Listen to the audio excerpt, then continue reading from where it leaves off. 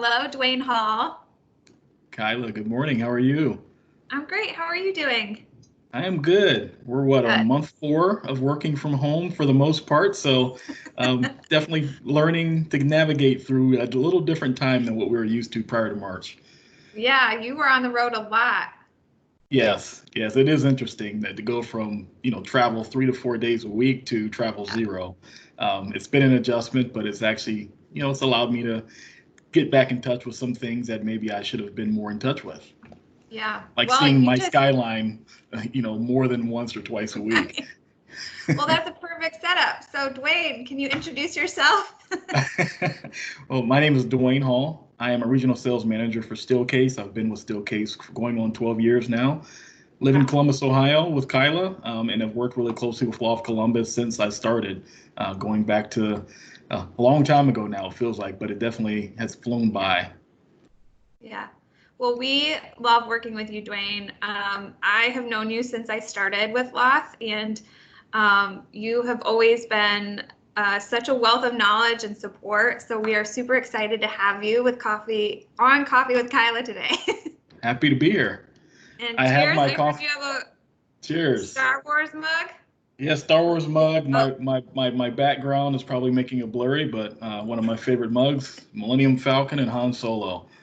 And I can't tell you how many times I've watched Star Wars since we went to a different work environment. the lockdown has maybe upped your viewing a little bit. Yeah, even if I didn't have it memorized, I definitely have all the words memorized to every Star Wars show now. Perfect. Yeah, we're giving the Disney Plus a run for its money at our house. Lots of viewing. Oh yeah, that too. Disney Plus, I believe it was an offer with Verizon Wireless for free for a year, and we took advantage of that as well. Took advantage of it. Good for you. So, Dwayne, our first question is always, what behavior have you developed during this time at home that you hope or has already become a habit? Well, it's become a habit, and it was not prior to this, and it was really around journaling and reading. So now I journal every day. And I've heard a lot of good things, and people say, you should journal, and I never thought I would. And now I'm 44 years old, and I've picked up journaling and reading things that I normally wouldn't read. So just Yeah. to kind of give you some examples, I just finished Awareness by Osho, and it really just talks about centering yourself, balancing yourself. I'm getting ready to start reading A New Earth Awakening to Your Life's Purpose by Eckhart Tolle. Heard it was really Oh, good. wow. Um, Yeah. and, th- and then I'm rereading Drive by Daniel Pink because there's a lot of Oh, relevant things in there to what's going on. yeah. So I'm not a book person. I used to dread when we would get the book that you have to read before a sales meeting or a training, but now I'm actually Yeah. doing it because I want to do it.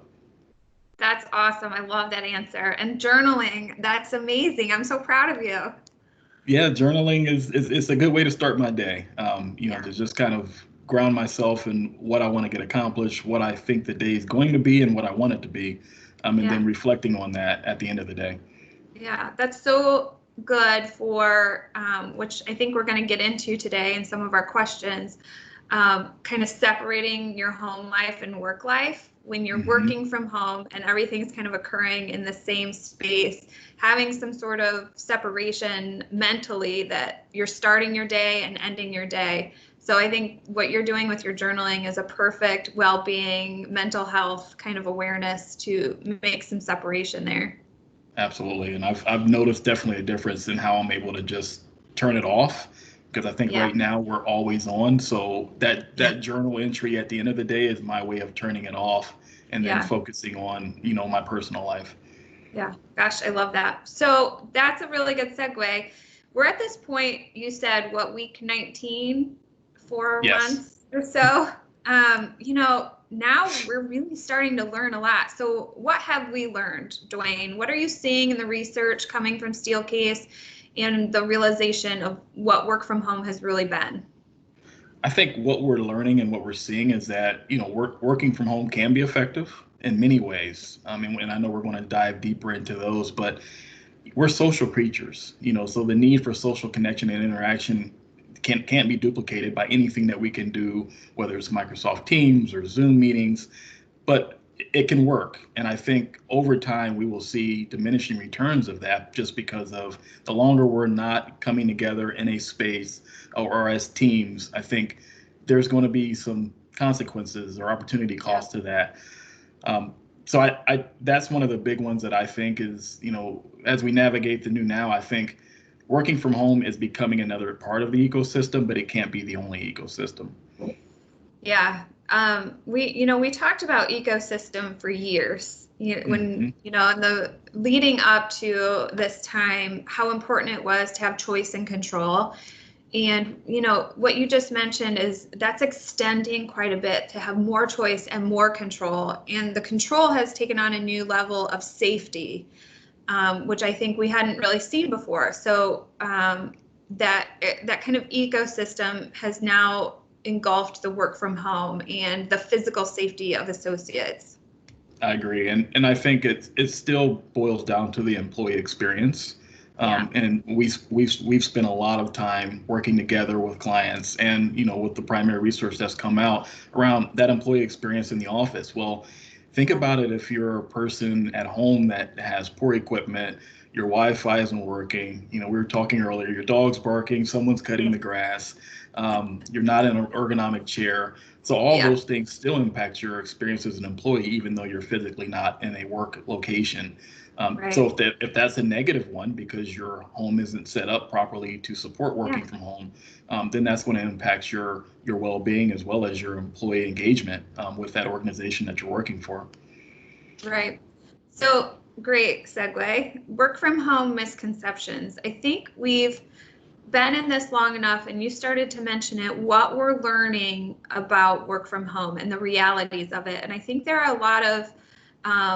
was a lot of fire around, oh, we should just be remote all the time. Everyone is so productive. This is so much less expensive for us to have everyone at home. Can you go through some of those misconceptions and what the realities are emerging from, what we've learned so far? Sure. So the research that we've done at Steelcase, as well as from other sources like Gensler and JLL, really center around three misconceptions. It's really around cost, productivity, and work-life balance. And I think you touched on it. While costs may be lower right now because of maybe reducing your real estate footprint or bringing employees in and paying for things like, cafeteria services, things like that. There's also diminishing returns on social capital, trust, and the ability to collaborate seamlessly, which will slow innovation over time.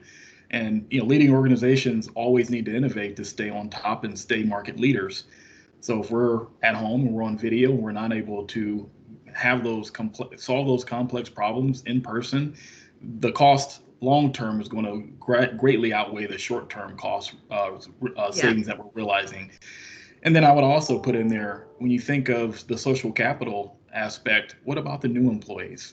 I personally on my team hired someone up in Northeast Ohio right before COVID hit, and even though luckily he's not new to the industry, because it would be very difficult for someone brand new to our industry or any industry to work from home as you're onboarding basically, and not being able to develop those relationships with people at work to build that trust. Yeah. When we think about productivity, it's really how you define it. When we think of the individual task work, like I have 12 emails that I need to respond back to people. Yeah, you can say, what, I got through all those emails, my inbox is cleaned up. But what about some of those more complex things that you have to deal with? That those brain ideation sessions that you might have with colleagues, an account strategy session in our industry, for example, those are pretty hard to have virtually. And then the other one, when we think of productivity is, going back to the new hire, the coaching and mentoring right now is also suffering. When you think of the fact that it's hard to coach and mentor people, getting on video is great, but sometimes just those observations of behavior and being able to give immediate feedback, that's all lost right now. And then last but not least, and we touched on this earlier, is work-life balance. Our calendars are full, and I was actually on a call with JLL several months ago about everyone's calendars are full. You got back-to-back meetings.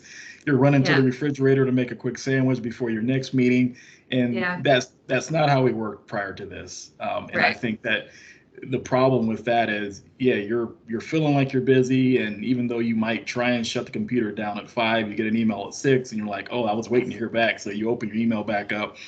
So I share all that because I think our line between personal and professional lives is blurred more than ever. And it's Yeah. also, one of those things. And when you think of well-being, we're sitting more than ever. We're also, in some cases, especially if you weren't fortunate enough to have a really good work from home office set up, you're not sitting correctly. Your screens aren't at the right height. Your chair may be something that's makeshift. You may even be sitting on your couch, using your dinner tray as your laptop stand. I mean, we've seen it all. Or an The Amazon pictures, box. yeah, Amazon box, laundry crate. There's been a lot of makeshift work from home offices. Yeah. And then one that I'm really passionate about and I'm concerned about as well is the mental health state. Yeah. When you look at the statistics of how mental health is dealing with this, it's not good. And when I think of just the work from home in general, I mean, you're going to experience a sense of loneliness if you're not able to connect with your colleagues in person. Right. So I think those are the misconceptions in that, yeah, there's cost savings potentially, there's productivity depending on what you're measuring. And then work-life balance, I think, is up for debate because I don't think there is much of a work-life balance right now unless you're intentionally blocking times off on your calendar or taking vacation, even if there's nowhere for you to go right now. But there definitely is some definite disconnects between what people are thinking or originally were thinking and what's really coming out of the research. Yeah. So just to recap, those 3 big ones are that it costs less to work from home, people are just as productive, and you have a better work-life balance. And I think that, we could just individually think through those 3 things and come up with some oppositions to each one of those without really seeing research, because we're all feeling it, the video fatigue, and like you had said, the balance of your day is just not there. And I love Tracy Brower had this really amazing comparison, and we'll be doing a webinar with her in our market in August, which I hope everyone goes and attends. But she does this awesome comparison to our day with re-equilibrium. So when you're on a boat and you're you get off a boat and you feel really tired and like spent, right? It's because your brain and your body are constantly in re-equilibrium. So you're trying to find your balance all day long. And that's what we're experiencing when you talk about that full day of schedule, trying to grab a sandwich, trying to throw some laundry in, because your days are all just 24 hours. There's really no separations anymore. So I think that kind of is wearing on people, and we're starting to realize how important it is to have our associates come into the office and have a line of sight to the purpose and their colleagues. I would agree with that, and I would also put in there, going back to the calendars being full, how many times in the day are you able to think now? Because there's usually a lot longer than a 5 or 10 minute break between your next meeting. When you're in front of people and you're able to quickly connect at the copier or the cafe. When you're driving to lunch or coming back from lunch, where now lunch is a lot of times on my calendar, and I guess it's my fault for allowing it to happen, but a lot of times from 12 to 1, I have a conference call or training. Or before, you would intentionally say, let me go grab a couple of people that I need to catch up with, and we're going to go have lunch together. So that is the other one too. And when you think about the blur of work-life balance, that is starting to go away.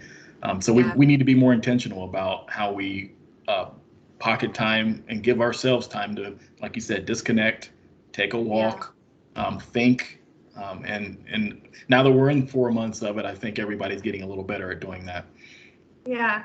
So let's talk about how we need to rethink the workplace. So we're starting to learn so much about how important the workplace is becoming in all of these things that we just mentioned: the mental health, the well-being, the connectivity to your work and your colleagues.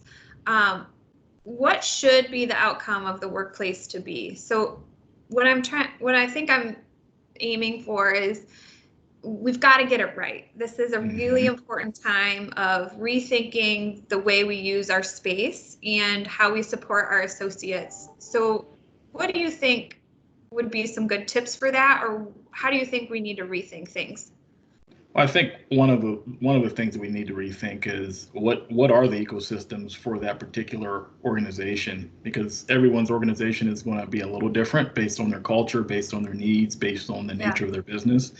But I Mm-hmm. think, you know, I've seen it on both ends of the spectrum. We've got clients we're engaging that are really focused on getting people back to work, Yeah. just because of the state of their business, whether it be HIPAA laws or privacy in the financial institutions, or confidentiality, I should say. And then we have another strong opinion around staying home, just because of the physical safety and the risk of getting people back too soon before there's a vaccine, before there's a better solution for what's going on with COVID-19.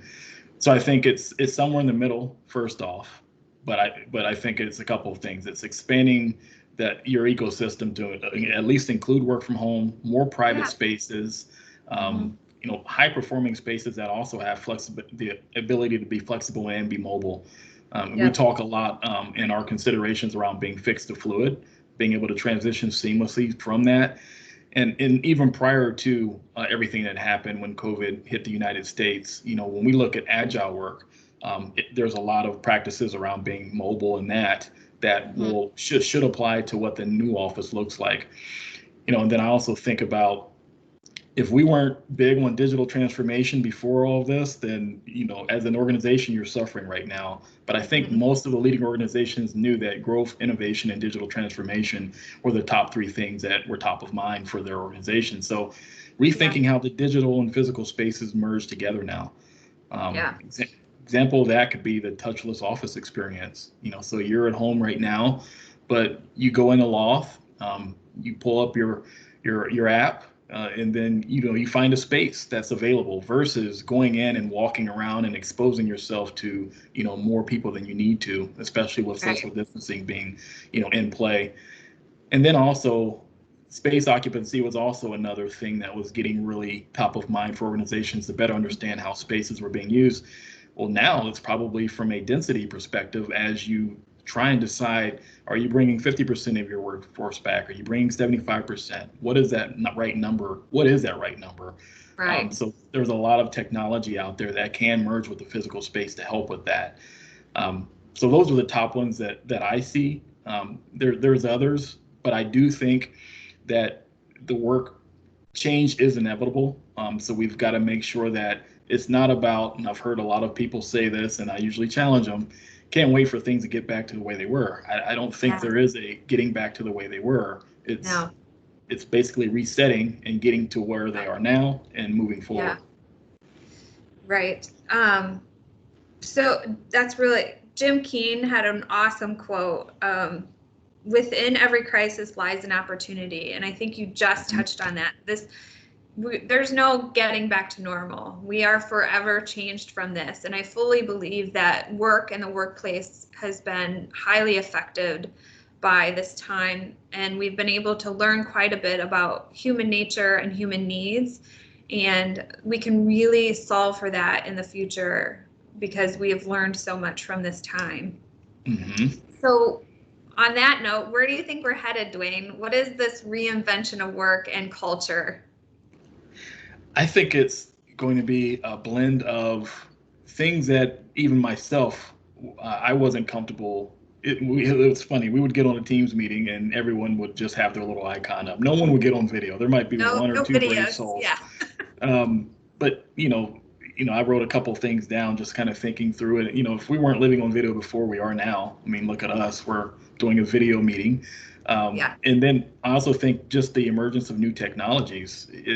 Not only do we need to get comfortable with new technologies, but we need to figure out how those collaborative tools can help augment what we were doing without them. Yeah. So when I think of the work environment, it's a lot of what we used to see blended with what we were starting to see. And by that, I mean, there will be a lot more need for privacy. So we talk about the me within we focus, Yeah. because going back several years ago up until recently, it was all about creating these collaborative spaces that were high performing. And I think now we need to think about high performing spaces that support individual and focus work. There have been jokes around talking about back to the 90s, 66-inch high panels. I don't know how long or how far that will last, but I do think there will be consideration for, instead of trying to get as many people into a space as possible, being cognizant of how far away people are for the near future. And then when we go into the reinvent, reimagine phase, I think it's really about how can these spaces all work together, but also work differently based on who's using them. So when I think of a space that's being used by more than one person, obviously the physical safety aspect needs to go in there, but those spaces need to be higher performing because there may not ever be 100% of a workforce going back to a particular location, depending on that organization. So what does that look like if you've got 25% of your staff always at home, 75% there, or whatever that ratio is? Mm-hmm. Well, I think that's a really good point about going back to the 90s. I see a huge shift in, we have proven that we can do heads down productivity work from anywhere. This has forced us to kind of knock down all of those barriers or concerns that we had before. And really the workspace is going to be around, like you said, those high performing collaboration, come together workspaces. We have proven productivity can be done from anywhere, but what is lacking right now is the creativity and innovation. So really supporting those at a high level when, we're in this new kind of reinvention of work I think is what we should be thinking about and planning for right now so that we get it right. Absolutely. Our first wave of research when everything happened back in March and April was really around retrofitting offices when we thought that most organizations were going to come back right away. And that consisted of a lot of screens and, making the workstation bigger, 6 feet apart at least. And now we realize that, people are coming back to the office, but I think you got to be more thoughtful and everyone's on a different timeline. So a lot of the information that came out with the misconceptions and the considerations is around reimagining the workplace, because it's probably not putting a bunch of screens in that you already have existing workstations and private offices is probably not a long-term solution in the first place. So as we hear more and more organizations saying we're going to come back later in the fall or maybe beginning of the year 2021, now you've got time to sit down and really think, and really think about what that space needs to look like. Yeah. Awesome. Well, Dwayne Hall, thank you so much for being with us today. It's always a pleasure. It's great. Hopefully the next time we do this, we can be sitting next to each other, but maybe. I would love that. I cannot wait for the day. I enjoyed it. So thanks for having me. Thanks for being a guest, and take care of yourself, Dwayne. Thank you. All right, you too. Thanks. Bye, Kyla. Bye-bye.